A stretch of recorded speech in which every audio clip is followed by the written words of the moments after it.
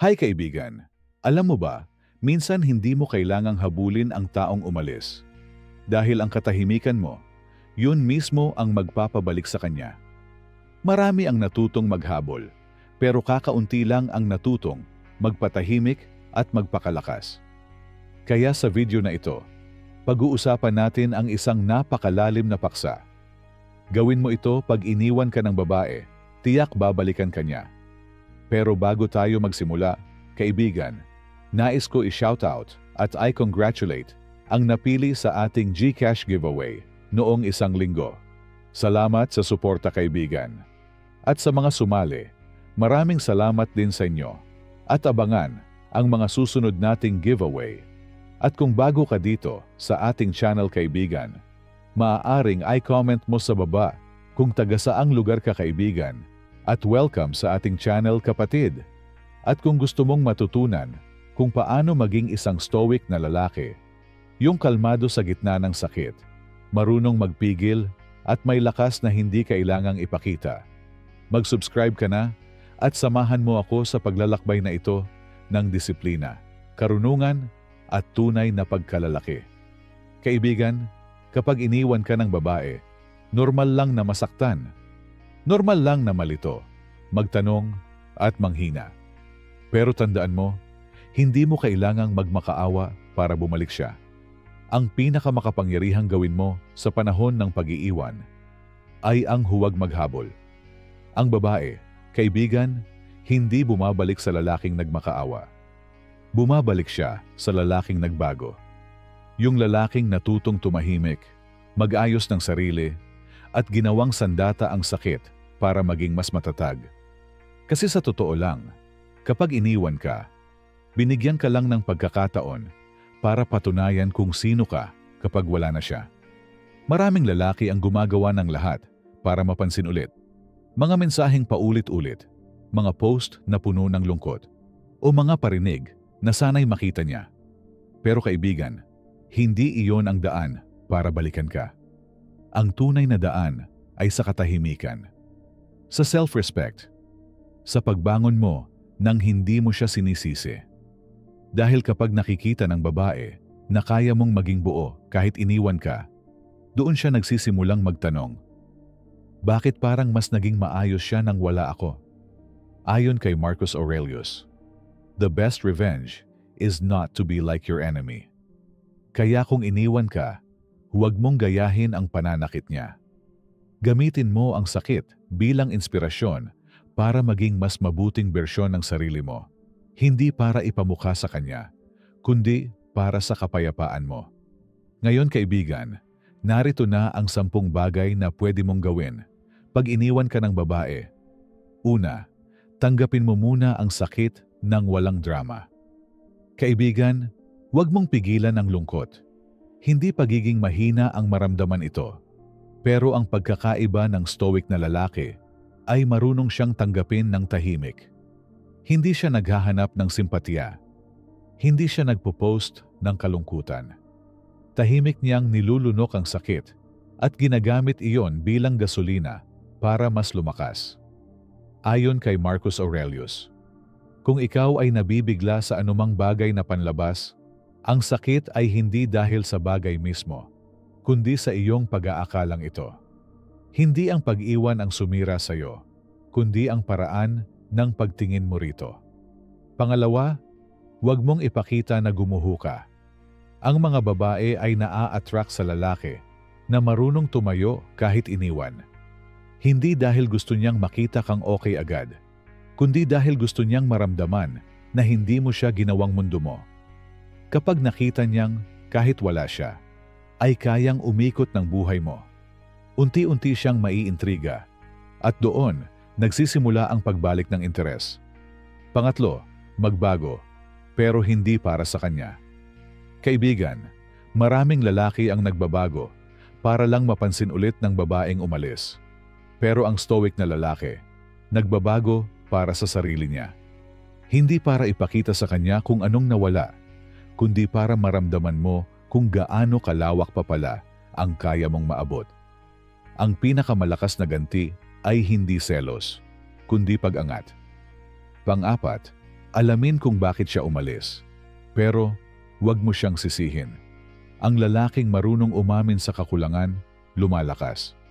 Pero ang lalaking marunong ding patawarin ang sarili, nagiging matatag. Kapag natutunan mong tanggapin na may mali rin sa'yo, mas nagiging malinaw ang daan para sa tunay na pagbabago. Panglima, huwag kang magmakaawa. Ang babae, kapag nakita niyang ikaw mismo ang nagtatakda ng halaga mo, doon siya mas natututo ng respeto. Hindi mo kailangang sabihin, babalik ka rin. Kailangan mo lang ipakita, kahit hindi ka bumalik, ayos lang ako. At sa ganyang uri ng lakas, doon siya nagsisimulang manghinayang. Pang-anim, magtrabaho sa sarili mo, hindi sa relasyon. Ito ang sikreto ng mga Stoic lovers. Hindi nila inuuna ang paghabol sa nawawala. Inuuna nilang ayusin ang sarili. Kapag nakikita ng babae na mas naging disiplinado ka, mas kalmado, at mas nakapokus sa mga layunin mo sa buhay, unti-unti niyang marirealize na iba ka na. Hindi mo kailangang bumalik dahil siya mismo ang lalapit. Pampito, panatilihin ang katahimikan. Ito ang pinakamalakas mong sandata. Habang siya ay nag-aabang kung kailan ka magpaparamdam, ikaw naman ay tahimik na lumalago. Sa Stoic philosophy, may tinatawag na dignified silence. Ang kakayahang manatiling tahimik, hindi dahil wala kang pakialam, kundi dahil marunong kang kontrolin ang sarili mong emosyon. Ang lalaki na marunong magpigil ay mas nakakaapekto kaysa sa lalaking puro salita. Pangwalo, gamitin mo ang sakit bilang motibasyon. Huwag mong hayaan na maging dahilan ng paghina ang pag-iwan. Gamitin mo ito bilang apoy para maging mas mahusay, mas matalino, at mas matatag. Ang babae ay naa-attract sa mga lalaking marunong tumindig mula sa pagkadapa, hindi sa mga lalaking nagmumukmok sa lungkot. Pangsiyam, maging kalmado sa lahat ng pakikitungo. Kahit makita mo siyang masaya na, kahit may kasama na siyang iba, huwag kang magalit, huwag kang mainggit. Ngumiti ka lang, dahil alam mong sa dulo, ang mga taong may mabuting puso at tahimik na kalakasan, sila ang laging nagtatagumpay. Ayon kay Marcus Aurelius, the best revenge is to be unlike him who performed the injury. Kaya kung iniwan ka niya, hayaan mong ipakita ng kilos mo na hindi ka kailanman magiging tulad ng taong nanakit sa'yo. Pangsampo, maging lalaking marunong magmahal, pero marunong ding mag-let go.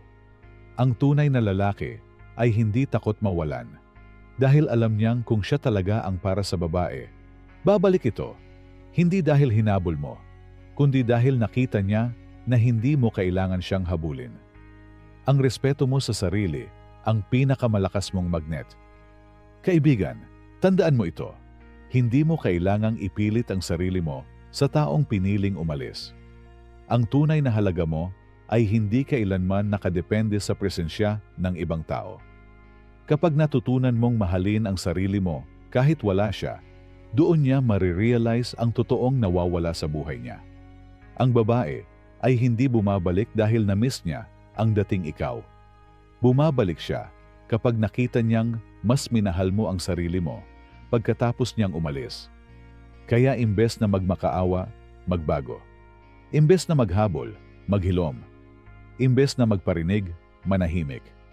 Dahil sa dulo, ang katahimikan mo ang magiging pinakamatunog mong sagot. Ayon kay Marcus Aurelius, your power lies in your ability to control your response. At kapag natutunan mong kontrolin ang emosyon mo, mararanasan mo ang kalayaan. Kalayaan mula sa paghahabol at kalayaan mula sa sakit. Kaya kaibigan, tanong ko sa'yo, gusto mo bang bumalik siya dahil naawa siya? O gusto mong bumalik siya dahil nakita niyang hindi mo na siya kailangan para maging buo? Kaibigan, kapag iniwan ka ng babae, tandaan mong hindi mo kailangang patunayan ang sarili mo sa kanya. Patunayan mo muna sa sarili mo na kaya mong tumayo mag-isa. Ang bawat paghihiwalay ay hindi dulo, kundi pagkakataon para ipakita sa Diyos at sa sarili mo na kaya mong maging mas matatag. Ayon kay Marcus Aurelius, the impediment to action advances action. What stands in the way becomes the way. Ang iniwang puso ay hindi katapusan. Ito mismo ang daan papunta sa mas matibay na pagkatao. Dahil sa sandaling matutunan mong maging kalmado sa gitna ng kawalan, hindi mo lang siya babalikan. Ikaw na ang magiging lalaking babalikan ng lahat. Kaibigan, kung naramdaman mong kailangan mo ng ganitong uri ng lakas, yung tahimik pero matindi, yung hindi nagmakaawa pero minahal ng tapat, mag-subscribe ka na ngayon. Dito sa channel na ito, tinuturuan kitang maging modern stoic man. Yung marunong magmahal, pero marunong ding maglakad palayo kung kinakailangan. Tanong ko sa'yo, kaibigan, kapag iniwan ka ng babae, ano ang unang ginagawa mo? Hinahabol mo ba o tinatanggap mong pagkakataon ito para maging mas malakas? Ilagay mo ang sagot mo sa comments. Dahil tandaan mo, ang tunay na lalaki, hindi ang hinahabol. Siya ang pinagsisihan kapag nawala.